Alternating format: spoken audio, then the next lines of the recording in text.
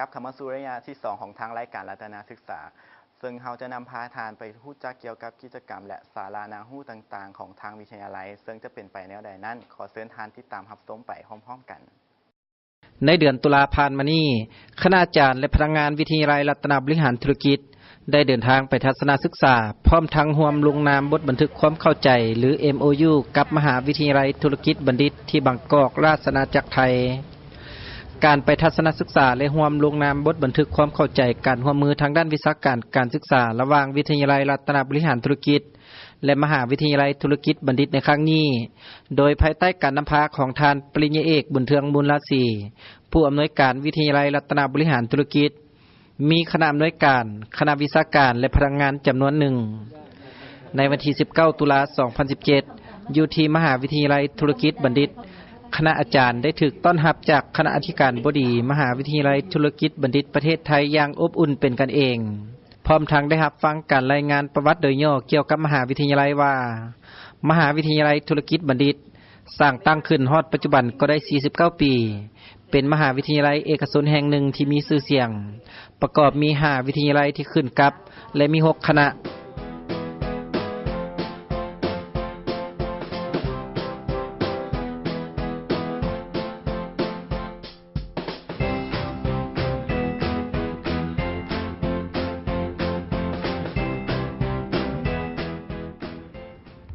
จากนั้นก็ได้มีการร่วมเซ็นบทบันทึกความเข้าใจการร่วมมือทางด้านวิชาการการศึกษา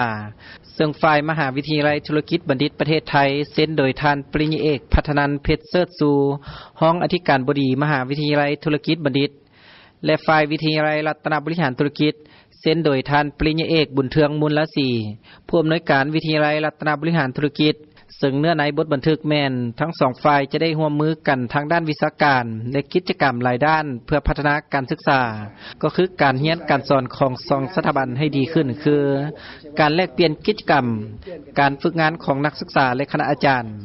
การฝึกอบรมทางด้านวิชาการร่วมกันเกี่ยวกับการพัฒนาหลักสูตรการเรียนการสอน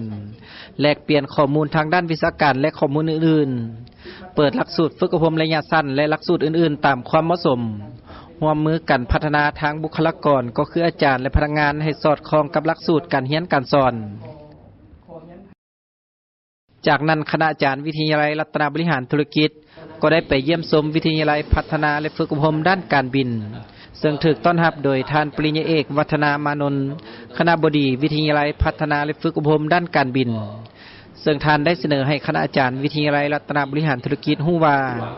วิทยาลัยพัฒนาและฝึกอบรมด้านการบินแม่นขึ้นกับมหาวิทยาลัยธุรกิจบัณฑิตเปิดหลักสูตรการเรียนการสอนและฝึกอบรมบุคลากรที่จะไปประกอบอาชีพในอุตสาหกรรมการบินโดยเน้นใส่ให้นักศึกษาได้ปฏิบัติตัวจริง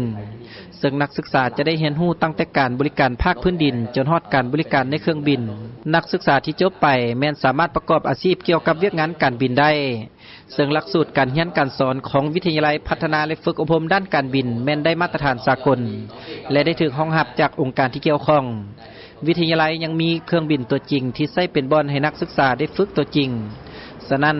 เมื่อนักศึกษาที่ผ่านการฝึกอบรมหรือจบหลักสูตรแม้นสามารถเฮ็ดเวียกได้อย่างมีประสิทธิภาพอุตสาหกรรมการบินในปัจจุบันแม้นกำลังขยายตัวอย่างกว้างขวางฉะนั้นความต้องการในตำแหน่งงานต่างๆก็มีความต้องการบุคลากรที่มีความรู้ความสามารถประกอบอาชีพตามความเหมาะสมท่านปริญญาเอกบุญเทืองมูลราศีได้กล่าวแสดงความขอบใจทั้งคณบดีวิทยาลัยพัฒนาและฝึกอบรมด้านการบินที่ได้ต้อนรับและให้ข้อมูลที่เป็นประโยชน์สำหรับคณะอาจารย์วิทยาลัยรัตนบริหารธุรกิจอุตสาหกรรมการบินแม่นแขนงการหนึ่งที่อำนวยความสะดวกทางด้านการคมนาคมขนส่งทางอากาศบ่ว่าจะเป็นการเดินทางของผู้โดยสารหรือขนส่งสินค้าในปัจจุบันพวกเราได้ก้าวเข้าสู่ประชาคมอาเซียนยิ่งเฮ็ดให้การไปมาหาสู่กันระหว่างบรรดาประเทศสมาชิกก็คือสากลได้เพิ่มขึ้นฉะนั้นธุรกิจทางด้านการบินก็ได้มีการขยายตัวอย่างกว้างขวางเพื่อรองรับการเดินทางที่เพิ่มขึ้นดังนั้นเป็นโอกาสดีที่ทั้งสองสถาบันของพวกเราจะได้ร่วมมือกันพัฒนาบุคลากรทางด้านเวียกงานการบินเพราะว่าอุตสาหกรรมการบินแม่นการเดินทางหลักของนักท่องเที่ยวจึงเห็นได้ว่าการพัฒนาบุคลากรด้านการบินจะมีความสำคัญหลายโดยเฉพาะก็แม่นการฝึกอบรมวิชาเฉพาะระยะสั้นให้กับธุรกิจการบิน ที่ต้องการฝึกอบรมบุคลากรของตนเพื่อให้ชำนาญงานและผู้ที่สนใจทั่วไปที่ต้องการประกอบอาชีพทางด้านการบินจากนั้นคณบดีวิทยาลัยพัฒนาและฝึกอบรมทางด้านการบินก็ได้นำพาคณะอาจารย์วิทยาลัยรัตนบริหารธุรกิจเข้าเยี่ยมชมห้องเครื่องบินตัวจริงของวิทยาลัยเครื่องบิน Airbus 300-600เป็นเครื่องปลดประจำการที่ทางมหาวิทยาลัยธุรกิจบัณฑิต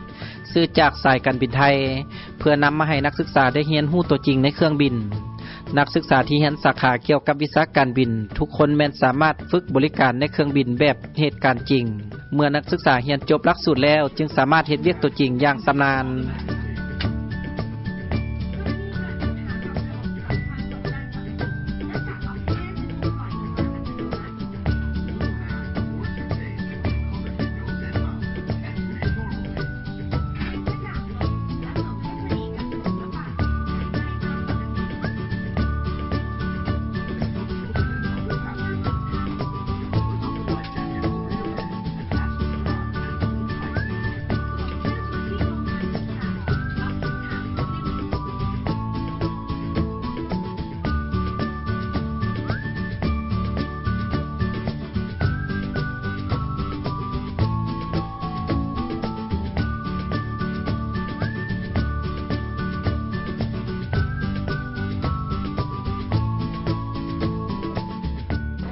หลังจากนั้นคณะอาจารย์วิทยาลัยรัตนบริหารธุรกิจ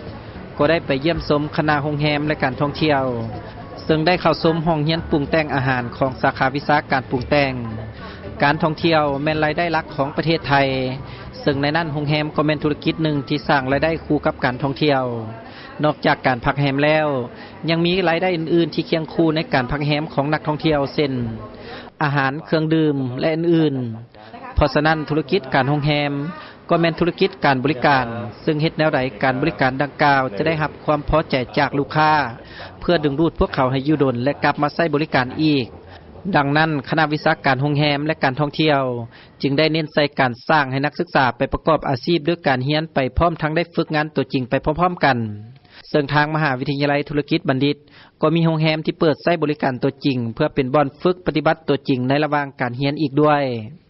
คณะวิชาการโรงแรมและการท่องเที่ยวสำหรับนักศึกษาในสปป.ลาวแล้วก็แม่นภาควิชาหนึ่งที่ภาครัฐบาลก็คือกระทรวงศึกษาธิการและกีฬาได้สุกยู่ส่งเสริมพัฒนาเข้าในการเรียนการสอนเพื่อรองรับการขยายตัวของนักท่องเที่ยวที่นับมือนับเพิ่มขึ้นโดยเฉพาะในปี 2018 นี้สปป.ลาวได้เปิดเป็นปีท่องเที่ยวฉะนั้นคาดว่านักท่องเที่ยวจากหลายประเทศจะได้เข้ามาท่องเที่ยวในประเทศหลายขึ้นเพราะฉะนั้นเวียกงานการท่องเที่ยวรวมทั้งเวียกงานการบริการด้านโรงแรมจึงเห็นว่ามีความจำเป็นที่จะต้องได้รับการพัฒนาทางด้านบุคลากรเกี่ยวกับโรงแรมและการท่องเที่ยวฉะนั้นการมาทัศนศึกษาของคณะอาจารย์นอกจากจะได้เรียนรู้ทางด้านการบริการของคณะวิชาดังกล่าวแล้วยังจะได้ร่วมมือกันตามเนื้อในบทบันทึกความเข้าใจที่ได้เซ็นร่วมกันเพื่อพัฒนาครูเข้าในเวียกงานการเรียนการสอนในหลักสูตรดังกล่าวอีกด้วยจากนั้นคณะรับผิดชอบก็ได้นำพาคณะอาจารย์วิทยาลัยรัตนบริหารธุรกิจ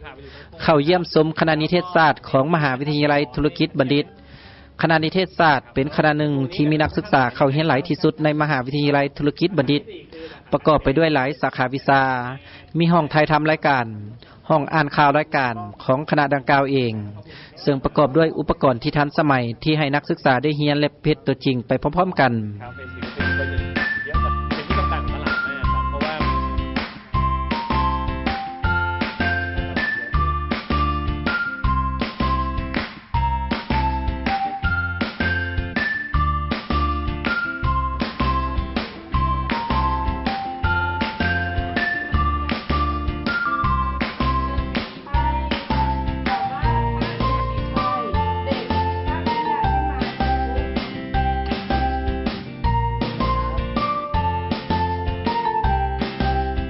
วิทยาลัยธุรกิจด้านนวัตกรรมและการบัญชีหรือซีบ้าขึ้นกับมหาวิทยาลัยธุรกิจบัณฑิตเปิดสอนในระดับปริญญาตรีปริญญาโทและปริญญาเอกสร้างขึ้นด้วยแนวความคิดที่ว่าธุรกิจจะต้องเดินหน้าด้วยนวัตกรรมและเทคโนโลยีที่ทันสมัยวิทยาลัยธุรกิจด้านนวัตกรรมและการบัญชีเน้นใส่การเรียนการสอนที่ทันสมัยบางครั้งนักศึกษาสามารถเรียนได้โดยบ่ต้องเรียนในห้องเรียนซึ่งสามารถเรียนด้วยการนำใช้การเชื่อมต่อทางอินเทอร์เน็ตหาห้องเรียน การออกแบบห้องเรียนเป็นแบบเน้นความสะดวกสบายของนักศึกษาบวกกับแนวความคิดสร้างสรรค์ในการออกแบบเฮ็ดให้การเรียนมีความผ่อนคลายคณะอาจารย์วิทยาลัยรัตนบริหารธุรกิจได้ปรึกษาหารือร่วมกับคณะอาจารย์มหาวิทยาลัยธุรกิจบัณฑิตโดยทั้งสองฝ่ายจะได้ร่วมมือกันในการพัฒนาและแลกเปลี่ยนกิจกรรมของคณะอาจารย์และนักศึกษาพร้อมกันนั้นยังจะได้เปิดสุดฝึกอบรมบรรดาผู้บริหารธุรกิจขนาดน้อยและผู้บริหารทั่วไปในวัยนี้อยู่ที่สปป.ลาวการเดินทางร่วมเซ็นบทบันทึกความเข้าใจทางด้านวิชาการการศึกษาของคณะอาจารย์วิทยาลัยรัตนบริหารธุรกิจกับมหาวิทยาลัยธุรกิจบัณฑิตอยู่ที่บางกอกราชอาณาจักรไทยในครั้งนี้นอกจากจะได้ร่วมมือกันพัฒนาครูอาจารย์และนักศึกษาแล้วยังเป็นการทัศนศึกษาเก็บกำข้อมูลที่เป็นประโยชน์เพื่อนำไปหมุนใส่เข้าในเวียกงานการเรียนการสอนของวิทยาลัยรัตนบริหารธุรกิจตามสาขาวิชาที่สอดคล้องกันนอกนั้นยังจะได้พัฒนาหลักสูตรการเรียนการสอนของวิทยาลัยรัตนบริหารธุรกิจให้สอดคล้องกับความต้องการของตลาดแรงงานและการส่งเสริมของรัฐบาลในการสร้างบุคลากรที่มีคุณภาพออกรับใช้สังคมก็คือประเทศชาติ